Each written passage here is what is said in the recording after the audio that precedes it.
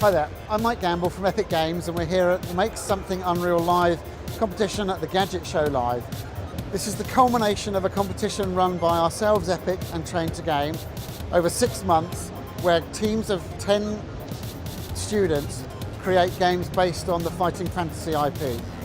We're here, we have 6 days left to go before they present to Ian Livingston and Steve Jackson to choose the winner, and the winners receive an iOS license from Epic Games.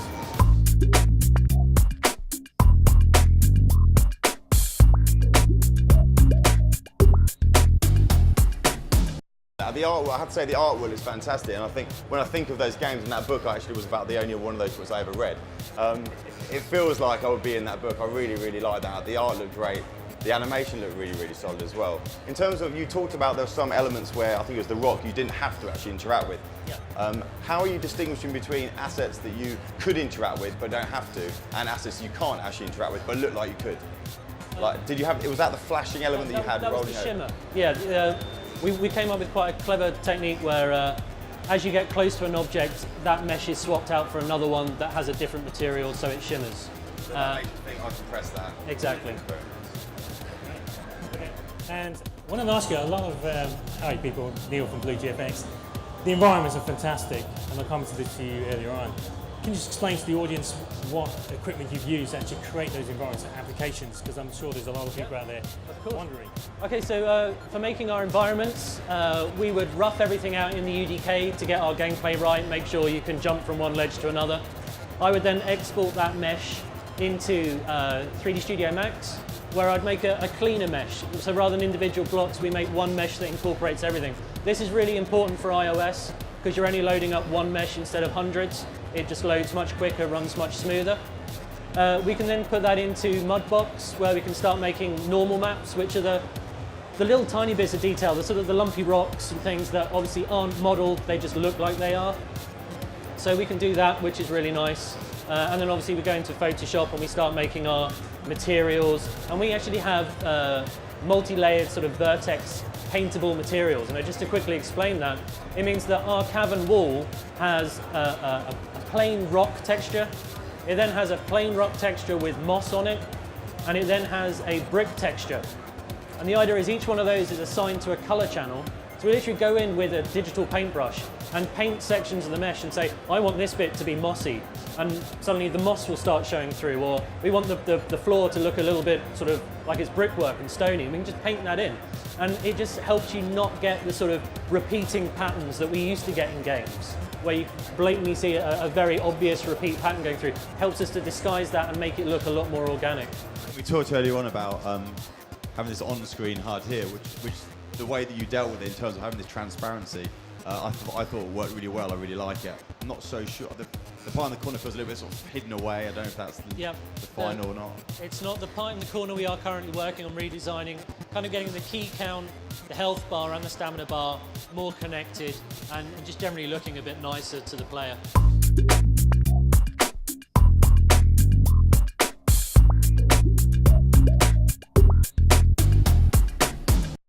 We were assigned a mentor for the competition, which is a gentleman called Rick Alexander, and he's really helped us out, just given us sort of the guidance of where we needed to go.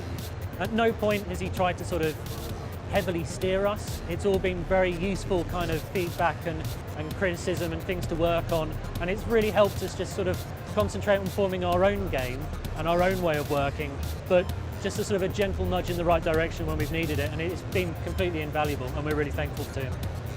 I like the cutscenes for the setups. It's very God of War, kind of, you know, I come into the room and then the camera swoops around and kind of shows me where some of the enemies are and so where some of the puzzles are. That was really good and that was really smart. I think having puzzles and riddles is quite cool. If you've played games like Demon's Souls and Dark Souls and all of the old school adventure games, you know that there's a fine line there where it's either too hard or too easy. So good luck with that, because that's certainly a challenge, whereas, you know, it could be a really dumb riddle and the user's like, oh, I got that, or they have to go to Google to find it. Yeah. Thankfully now we're in a world where if you're stuck, you don't need to buy the strategy guide, you can just Google it and somebody has a GameFAQs walkthrough everywhere, so that's cool. Yeah, I think the key thing's genius. It just shows that you're thinking as a business person. Like I said, this is a world where you not only need to have a great game, you need to think about the business metrics of everything. We have analysts working on this kind of stuff, and you also need to, think about the psychology of games, how to keep players playing your game as opposed to everybody else's.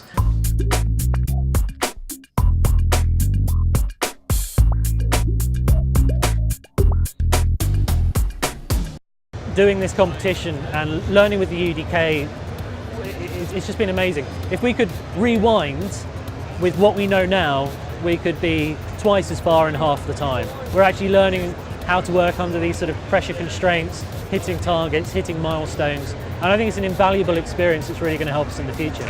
So do you buy extra enemies? Or no. do you earn them? I mean, do you earn them through progress? The idea was the additional chambers, a bit like some of the other games, that would get updates. We're looking, obviously I'm not a businessman yet, I'm getting there, is whether or not that sort of additional chamber is something that the player would pay a small fee for, or whether it would be a free update. Saying things like Angry Bird Seasons, they obviously bring out these updates and keep the game fresh and people keep playing.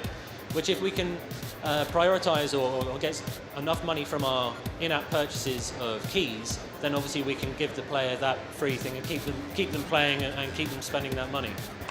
So just coming back to those keys, one of the things you've got to let people do is have some choices. So, actually maybe have two different types of key. Yep. Actually have things which are more expensive, less expensive.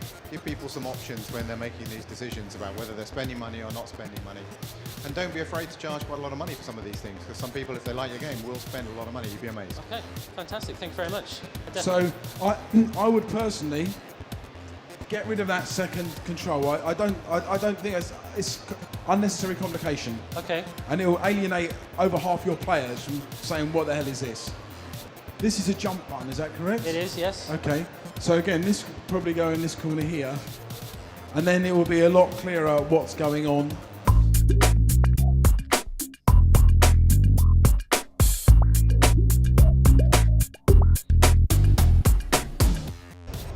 We're at day 4 and we're very excited, feeling energised. We've got some really good feedback and we're looking to implement this and do a good job. Well, Dan, good presentational style. I like the very video much. at the start, setting the scene. I like the words from the book. I thought they were great. I still think that video went on a little bit long. Yeah. I do think you have to, early on in this demo, really explain to me and to the audience and to Ian and Steve why you've chosen dice. Because it feels like an old mechanic, doesn't it? Dice throwing. Yeah. And I think there's some very good reasons to use dice. I'd like to see a little bit more player interaction, even if it's just a flick to start this rolling off. Because I hate just prodding my finger and then that's it. And, for me, and I'm probably an idiot here, these books represented my first real cheating. Cheating myself, And actually, when I played this with my son here, we quite frequently nudged a dice to go from a 1 to a 6.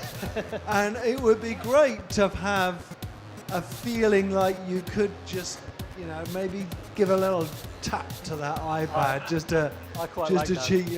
to cheat away. Personally, I would take it a little bit further than the book with these dice, because I think, the idea of finding special dice, finding a dice with a 7 on it, I think that would be really cool. And a re-roll dice, I just think that would be really cool.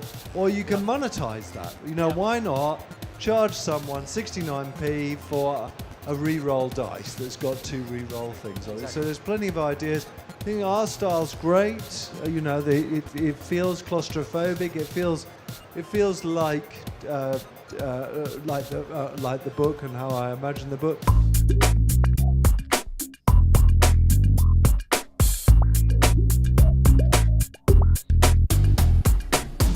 These guys have been working on this game for only about 3 months. I know Dan works full-time, as many of the people do, and I hope you think that this, I think, has got great potential for a game. I do like the way it's looking. I think you presented it a lot better than this morning, and I understand that, when you're developing a game in such a short space of time, a few months, it really is quite difficult, but that's the industry, so ask any of the mentors around who've been involved in it. but also you end up with tight deadlines where you've got rebuilds, and this morning the rebuild wasn't ready, and we're seeing a lot more, so I'm looking forward to Matt commenting a lot more about it. I think you have stuck, it was good to show us which one of the game, and this is nice, I haven't seen this bit of the game before myself. I think you have stuck to the original Fighting Fantasy a bit more than some of the others, but at the same time we move on, so it's always a difficult decision to make. As you're sort of leading up to release, get it in as many people's hands as possible, people who aren't necessarily sort of familiar with first-person games, with games in general, just to see how they like the controls and just really experiment, because that's a really important part, is how well it controls. But thing that you could try and do maybe is also, if you consider free content after release. Definitely. Certainly the add-ons to the game, the additional rooms, I would love for that to be a free update. I'm not a businessman. I am an artist, one of the least kind of businessy type people as far as I know. But it's certainly something we want to think out, and we're going to talk to Rick Alexander from AppCrowd, who's our mentor, and I'm sure we'll come up with some sort of plan and a nice balance for how that's going to work. Cool. Yeah, because it's certainly, like, I'm sure everyone's played Angry Birds, and then one of the reasons why that's so successful is that you are given free levels every couple of months, and it keeps you engaged over time. Yep. And granted, you want to sort of make a bit of cash after the game's released, so maybe do say, I don't know, the levels are free, but the weapons and the ways to defeat certain monsters you pay a bit of money for. So you kind of get a bit of both. It's an incentive to get into and play the game again, and you also might find people are spending money. So that's just It's a really good idea. Thank you very much. Cool, thanks.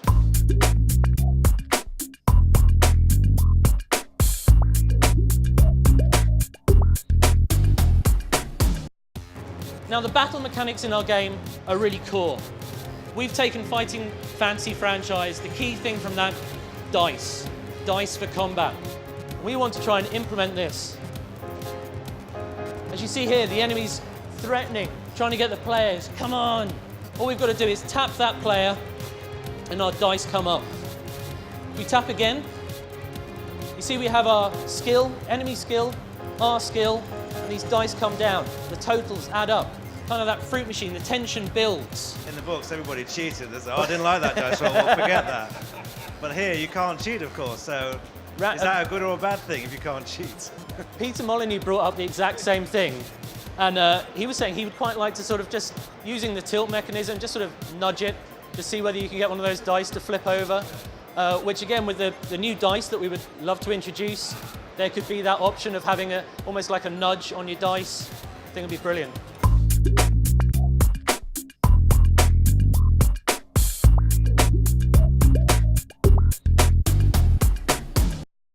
The winner today is Commando Kiwi.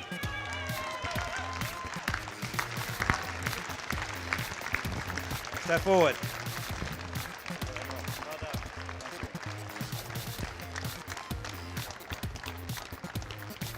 Well done, everybody else, and do not lose heart. Ultimately, you could be the winning game. But today, Commando Kiwi was the winner.